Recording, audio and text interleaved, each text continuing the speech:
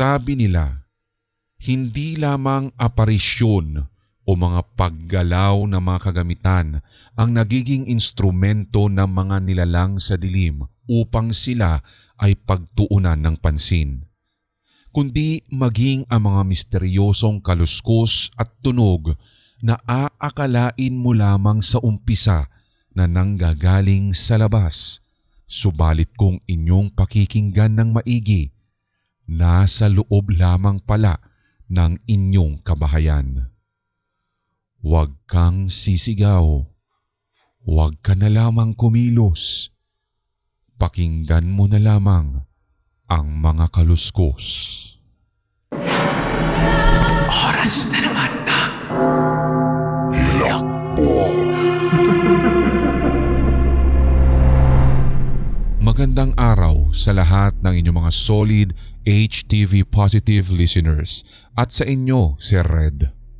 Ito po ay ang ikatlong bahagi ng aking nais i-share sa inyo. Well, actually, I have lots of encounters this past few months, pero ito po ay yung hindi ko talaga malilimutan. Sa ngayon po pala ay graduate na po ako, pero itong ibabahagi ko ay nangyari noong 4th year college pa lamang po ako. Kakaumpisa ng semester at eksaktong first day din ng face-to-face classes sa eskwelahan. So nag-decide kasi ako na libutin muna yung eskwelahan kung meron bang nagbago since ilang years din talaga kaming naka-online class lamang. Nung nakapag-ikot nga ako sa eskwelahan, doon ay na-conclude ko na wala naman palang masyadong pinagbago ang school bukod lamang sa pakiramdam ng unfamiliarity, which is very explainable naman talaga kasi nga nawala ng pasok. So parang na-miss ko lang talaga yung buong eskwelahan kung kaya't inikot ko lang din talaga siya. Nothing more, nothing less. Nang matapos po yung unang araw ng aming face-to-face classes, gabi na po iyon, Sir Red. Nag-decide ako na bisitahin yung lumang classroom namin nung first year pa lamang po ako. Siyempre, nostalgic and for the memories ika nga.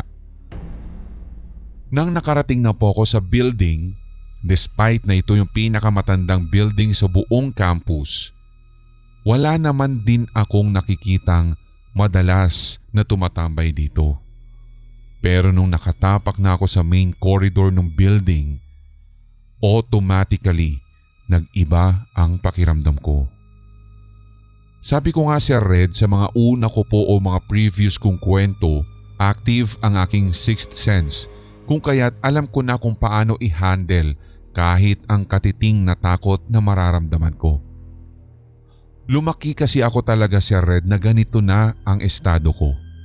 Kung kaya't nakasanayan ko na. Pero still, kapag ako ay nakakaramdam, parang feeling bago lang siya ulit sa akin. So nung nakatapak na nga ako doon, believe me when I say, para pong may nagsasabi sa akin na tumakbo ako. Pero ang ginawa ko, dumiretso pa rin ako doon sa corridor. Feeling ko kasi ako ay isang bida sa isang horror film na kahit alam mo nang may masamang mangyayari sa iyo at may gusto na palayuin ka na doon sa lugar, tutuloy at tutuloy ka pa rin kasi sabi ng direktor. So ano naman din ang paki ko kung pinapaalis ako doon ng kung sino man na nagpapaalis sa akin, hindi naman din sa kanya itong building. So pumasok na ako sa loob ng gusali habang nakikita ko nga na may mangilan-ngilang mga estudyante pa rin sa ibang room doon na nagkaklase or kung may iba mang ginagawa, hindi ko na po sila pakikialaman. Basta't may kakaiba pa rin talaga akong nararamdaman ng sandaling iyon. Lahat ng senses ko, sinasabi na umalis na ako doon. Tumakbo na ako ng malayo. Pero pasaway talaga ako. Nang makarating na ako sa bandang dulo ng hallway kung nasaan yung hagdan ay tumigil ako sapagkat naramdaman ko na biglang bumigat ang paanan ko. Dahan-dahan akong tumingin sa ibaba at bigla akong napayuko Tapos tinali ko ulit yung sintas na sapatos ko kasi natanggal. Pagkatapos nun, nagpatuloy ako sa second floor. Wala naman akong ibang na-encounter sa second floor kung kaya't umakyat pa ako sa third hanggang sa last floor ng building. At dito kasi ako madalas may nakikita noon. Yung mga papampam na ayaw pa tumawid sa kabilang buhay. Nagulat ako pag akyat ko sapagkat malinis na doon at wala akong nakikitang dapat kong makita maski tao ay wala na. So doon ako nagtaka. Sadyang kakaiba ang vibe lalo kapag gabi sa gusaling iyon. Wala din yung mga dati kong nakikita dito. So naglakad ulit ako at inikot ko naman ang buong third floor hanggang sa mapadaanan ko yung isang room at doon ay natigilan ako completely. Ito yung room na pinagkaklasehan namin nung first year kami, so doon ay nakaramdam ako ng pagka-eerie nung vibe. Tapos pinagpatuloy ko ang panglalakad ko hanggang sa makarating ako sa may bandang CR. Hindi ko maipaliwanag pero dito ko nararamdaman ang sobrang hilakbot. Yung nagsasabi sa akin na wag na akong tumuloy kasi may mangyayari sa akin hindi maganda, parang ito yun. Pero anong magagawa ko? Syempre, gusto ko maging bida sa movie na ito kaya kailangan kong sundin ang sinasabi ng direktor. Kaya alam nyo ba ang ginawa kong sumunod? Pinasok ko pa yung CR and there I saw it. Malinis ang comfort room. Nakita ko din na bukas yung pinto ng cubicle kaya sure akong walang tao doon. Nang babalik na po ako para bumaba kasi wala naman na akong nakita, may narinig akong nag-tap. Hindi ko po alam kung ano yung word na exact para dito pero alam niyo parang tinap yung pader o yung konkreto at maririnig mo yung paglagapak ng palad doon sa sementadong bahagi. Nilingon ko siya pero wala naman akong nakita. Sa isip ko pa nga, sayang lang yung paglingon at effort ko kaya nangiti ako ng bahagya. Pero nung tatalikod na sana ako para umalis na talaga, narinig ko muli ang pagtap pero by this time si Red ay mas malakas. Sabi ko sa sarili ko, pinagtitripan ako nito ah. Hoy, kung magpapakita ka nga, magpakita ka na para isang takutan na lang. Sabi ko. Kaya syempre, sumilip ulit ako doon sa CR.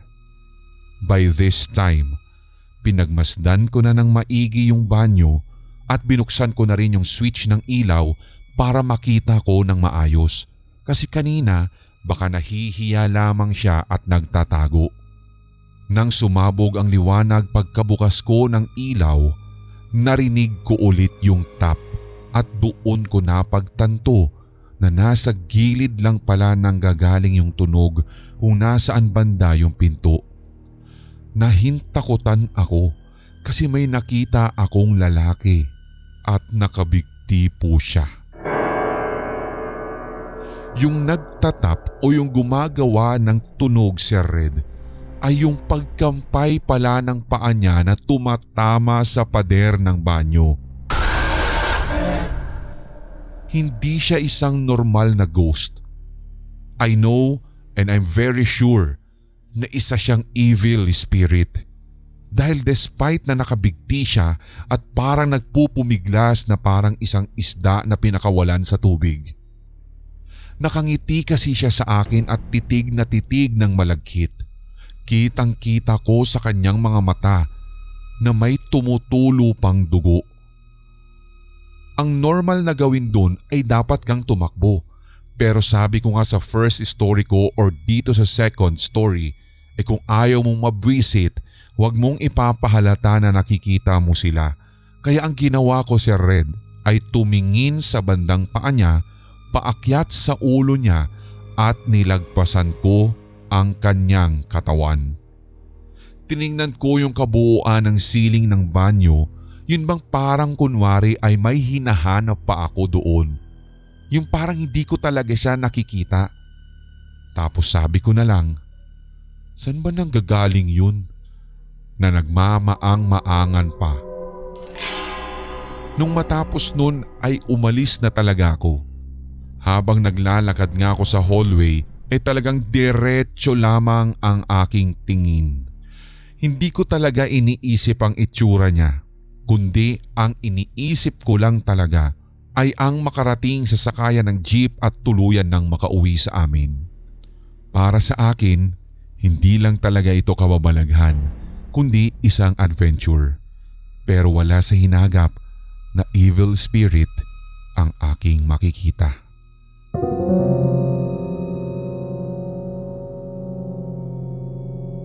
Anak, ang tamang tao para sa iyo ay yung taong handa kang ipaglaban. Sabi sa akin ni Itay habang yakap niya naman si Inay. Tatandaan ko po yan, Tay. Sabi ko naman sa dalawang bangkay na naaagnas na. Sabi sa Google Maps, sundan ko lang ang lugar na ito at makakaalis na talaga ako. Pero nakakailang ikot na ako, pero dito pa rin ang bagsak ko. Gusto ko lang naman na umuwi na. Ay, oo nga pala. Hindi ka basta-basta makakaalis sa lugar kung saan ka namatay.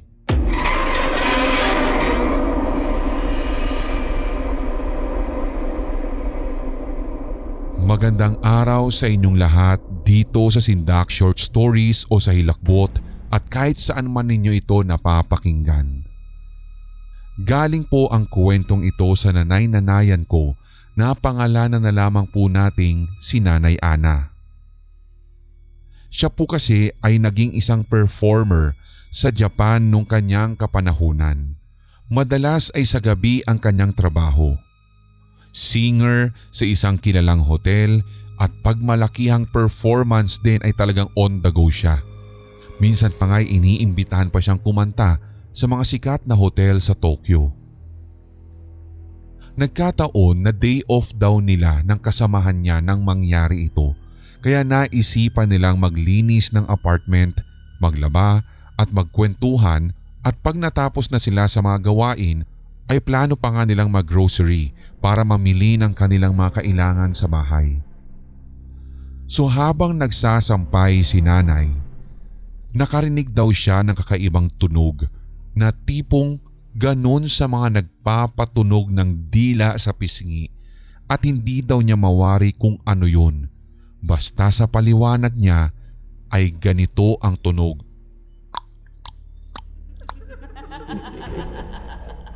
Sunod-sunod pero dahan-dahan. Napagawi ang kanyang paningin sa isang bakanteng lote at doon po si Red ay marami daw po talagang puno. Walang ano-ano. Agad ay nakita niya ang isang dalagang mestisa, nakasuot ng bestidang puti at may sombrero na parang buri hat. Yung mga usual na isinusuot ng mga magsasaka para hindi sila mainitan sa ulo. Mahaba daw ang buhok niya at sa deskripsyon ni Nanay Ana, lagpas pa daw ito sa kanyang balakang. Ang ipinagtataka lamang daw po ni Nanay Ana ay yung pambihirang tangkad ng babaeng ito na talo pa ang pinakamatangkad na kakilala ninyong basketball player. Yun nga lang ay hindi daw niya maaninaga ng muka dahil naka-side view ito at dahan-dahan nga daw pong tumatalikod sa kanya. Habang ginagawa daw iyon ng misteryosang babae si Red, tuloy-tuloy pa rin ang naririnig niya na parang pag naglakad na ang matangkad na babae papalayo.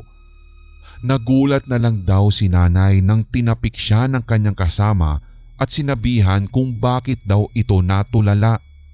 Agad namang nagsabi si nanay sa kanyang kasama na may nakita siyang matangkad na babae. Ang sabi naman daw nung kanyang kausap, wala naman. Wala daw siyang nakikita sa itinuturong direksyon ni Nanay Ana. kaya ipinagsawalang bahala na lamang daw po nila at tinapos ang pagsasampay. Kinagabihan, pagkagaling nila sa grocery, sinabihan ni Nanay Ana ang kanyang kasama na kunin na ang sinampay sa labas at agad naman itong lumabas. Wala pa nga daw pong 3 minuto ay nagsisisigaw ito dahil may nakita daw siyang matangkad na babae at mestisahin. Halos magkandalaglagan ang mga damit na kinuha niya sa sampayan dahil talagang lubos ang kanyang pagkahilakbot at nanginginig pa nga daw pong ikinikwento kay nanay ang nakita ng kasamahan niya sa labas. Pero nang si Nanay Ana na ang sumilip, hindi na niya nakita ang naturang matangkad na babae. Kaya naman sinabihan ni Nanay Ana ang kasama na hindi guni-guni ang nakita din niya dahil pareho sila ng nakita. Para mapagaan ang sitwasyon, sinabi na lamang ni Nanay Ana na baka parehas lamang din silang pagod, kaya niyaya na lamang daw po niya kasama na mag-inuman na lamang daw sila para antukin agad, at nang natapos na nga silang mag-inuman ay nakatulog naman sila. Pero naalimpungatan si nanay dahil sa mga naririnig niya na tipong parang may nagpapatunog na naman ng tulad ng sinabi ko kanina at dahan-dahan daw ito. Nakatitiyak siya na nanggagaling ito sa labas ng bintana nila, which is very impossible dahil mataas ang kanilang bintana. Laking gulantang na lang daw ni Nanay Sir Red nang mamataan niya ang silhouette ng babae sa bintana na sarado at naaninag na lamang niya ang anino nito dahil sa liwanag ng poste sa labas, at ito rin yung pareho na imahe na nakita niya kanina. Yung matangkad na babae na nakatayo sa kanilang bintana at dahan-dahang naglalakad pabalik-balik daw doon. Nanginig talaga si Nanay Ana dahil sa takot. Kinuha niya sa ilalim ng unan niya ang kanyang rosaryo at nagdasal tuloy siya ng 3 Hail Mary. Pumikit siya at nawala ang imahe ng babaeng matangkad. Ganon din yung tunog na kine-create nito. Halos alugin na nga daw niya ang kanyang kasama pero hindi ito magising-gising. Kaya naman tinawagan na ni Nanay Ana ang kanilang arubaito o yung manager na sunduin sila sa hotel upang makapagpalipas na ng gabi. Naikwento ni nanay ang nangyari sa buong maghapon at napag-alaman nila na isang klase ng nilalang ang nagpaparamdam sa kanila na kung tawagin ay Hachi Shakusama o 8 feet tall woman. Kung dito sa Pilipinas ay katumbas lamang daw ito ng white lady, lalong-lalo na ang itsura. Pero ang pinagkaiba nga lang, matangkad ito at may kakaibang tunog na ginagawa na nagpapahiwatig na pinaglalaruan ang kung sino mang nais nitong biktimahin. Kaya naman mas minabuti na lamang nilang ipabendisyon sa pari at magpadasal sa mga monghe sa lokal na templo sa kanilang lugar, at nagpalipat na rin si Nanay Ana at kasamahan niya ng kanilang apartment na malapit na rin sa kanilang trabaho. Makalipas nga ng 1 buwan, wala naman ng masamang pangitain silang naramdaman. Sa katunayan, Sir Red, may mga alamat na noong Edo period at may isang babae na ipinanganak na may kakaibang tangkad, pero sa kasamaang palad, ito ay pinagbibintangan sa mga nagaganap na kamalasan sa bayan. Kaya naman ito ay inihiwalay ng tirahan at sa kabundukan na ito inilagay. Ipinagbabawal din itong tumungtong sa bayan na iyon dahil daw sa pinagmumulan nga siya ng kamalasan. Nagkasakit ito hanggang sa namatay, at dito na nagsimula ang pagpaparamdam sa mga dalaga at mga bata sa kanilang nayon, at marami nga daw po ang nawawala hanggang sa natatagpuan na lamang patay sa kakahuyan. Maputla ang mga katawan at tila nanunuyo na ang mga balat. Kaya nga nang mahuli daw ito ng mga monghe ay ikinulong ang kaluluwa nito sa isang sagradong banga na inilagay sa ilalim ng balon. Nilagyan ng 4 na anito upang hindi daw makatakas ang kaluluwang iyon. Pero sa tagal ng panahon, nabuksan ang naturang sagradong banga hanggang sa nakatakas ang ikinulong na kaluluwa niya doon. Dito na nagsimulang manalasa at manakit ang naturang kaluluwa. Ibukod pa nga ang katotohanan sa kapabayaan at unti-unting paghihina ng mga pananampalataya ng mga tao sa kasalukuyang panahon. Ang kwento ng Hachishakusama ay magpasa hanggang ngayon kinatatakutan pa rin sa bansang Hapon.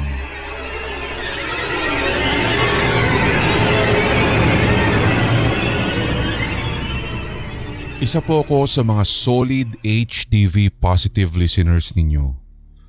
Naengganyo rin po ako na ibahagi ang mga sumusunod at ito po'y experience ng family ng husband ko sa bahay nila sa gawing Butuan City. Ayon po sa kanila, ang ancestral house nilang ito ay nakasaksi pa sa madidilim na bahagi ng World War II. Kung kaya't dito po sa lugar nilang ito, tinatawag na haunted house ang bahay nila. Nang maging broken family po ang aking husband, dito na napag-iwanan ang bahay. Marami na pong napabaya ang bahagi katulad na lamang ng pabagsak ng kisame sa kusina at CR. Sa katunayan ay nakatira pa naman doon yung father-in-law ko at yung pinsan ng husband ko sa mother's side na si Honey. Isang gabi ay lasing daw nang umuwi yung father-in-law ko at nakahiga na sa kama sa baba dahil 2-story po yung ancestral house. So akala po ng biyanan ko noon nasa itaas si Honey kaya tinawag niya ito. "Honey, bumaba ka na't maghain ka nga ng pagkain." Pero nung oras na iyon, Sir Red, naka-switch off lahat ang mga ilaw kaya madilim yung bahay. Tapos bigla-bigla na lamang daw pong napatingin ng aking biyanan na lalaki doon sa gawin ng hagdan kasi may cellphone daw na parang bumababa. Kumbaga parang merong tao na may hawak ng cellphone at makikita mo talaga sa gitna ng kadiliman ang ilaw ng screen ng cellphone. Yun ang deskripsyon ng aking biyanan. Pero Sir Red, bigla po siyang nahimasmasan dahil kung tunay na tao ang nagsi-cellphone na iyon, hindi ba dapat maiilawan ng screen yung muka nung may-ari ng cellphone? Pero tiyak talaga ang aking biyanan na yung nakikita niyang ilaw ng screen ng cellphone ay wala daw pong kahit na sino o wala daw po siyang muka na nakita na naiilawan man lamang. Sa takot daw niya ay napatakbo daw papalabas ang aking biyanan at talagang legit na nawala ang kalasingan niya. Ito naman pong susunod, Sir Red, ay kwento sa akin ng aking sister-in-law. Ang sabi niya lamang ng isang araw nang siya po ay naglalaba, yung kapatid niya, ang alam niya ay naglalaro sa labas. Nang umakyat nga daw po siya sa taas habang nagsasampay ng mga damit, walang ano-ano ay lumamig daw ang ambience doon. Hindi lamang daw yun, kasabay ng paglamig ay yung bang parang may tumakbo daw sa likod niya. Gayon na lang ang pagtataka niya sapagkat ang alam niya yung kapatid niya ay nasa baba at nakikipaglaro sa kapitbahay. Kaya binaliwala na lamang daw po niya iyon at baka mahangin lang at guni-guni lamang ito.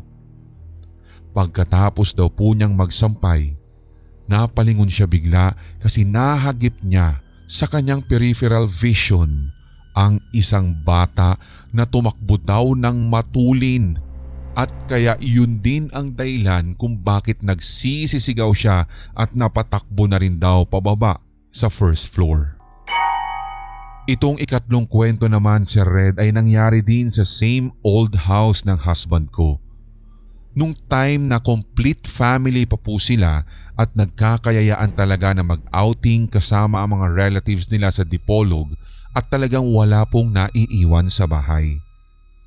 Isang gabi daw nang nagtataka ang mga kapitbahay kasi parang may nag-aaway daw doon sa ancestral house nila. May naririnig daw silang nagbabasagan ng baso o kaya naman daw ay pinggan kaya sobrang ingay sa loob. Pero ang ipinagtataka ng mga kapitbahay, naka-switch off naman daw ang mga ilaw sa loob kaya nang umuwi na nga po ang buong pamilya ni husband. Doon ay meron pong nagsumbong na kapitbahay. Nagtanong kung, "Auntie, may pinatira ba kayo dyan sa bahay?" Ang sabi naman ng biyanan kong babae, "Ha? Kami lang nandito. Bakit?" "Kasi parang may nagbabasag dyan sa bahay nyo. Kahapon lang din. Kala nga namin nag-aaway." "Ay, imposible naman yan. Wala kami dito buong maghapon. At ngayon lang kami umuwi. Ano ka ba?" Kaya pagpasok daw nila sa loob ng bahay para i-check kung totoo ba yung sinabi ng kapitbahay, lalo na kung may mga basag-basag ba na mga piraso ng plato o kaya naman daw ay tasa, wala po silang nakita. Tinawag din ng aking biyanan na babae yung kapitbahay nilang iyon na nagsusumbong sa kanya kanina at nakita din nito na sobrang linis ng sahig. Wala daw talaga itong nakita kahit ang biyanan ko na kahit isang maliit na piraso ng bubog. Pero iginiit ng kapitbahay nilang iyon na nasa loob talaga ng bahay nang gagaling yung ingay na sinasabi niya. Sana po ay mapansin ang aking kwento. Lulubusin ko na lang, Sir Red, na ipatiktik ang mga kaibigan ko na nakapasa sa board exams kahit ako ay hindi nakapasa. Lalaban pa rin ako hanggang makuha ko ang lisensya. God bless po HTV fam at ipagpatuloy nyo lamang po ang paggawa ng maraming mga kwento, gayon din ang pananakot sa inyong mga tigapakinig.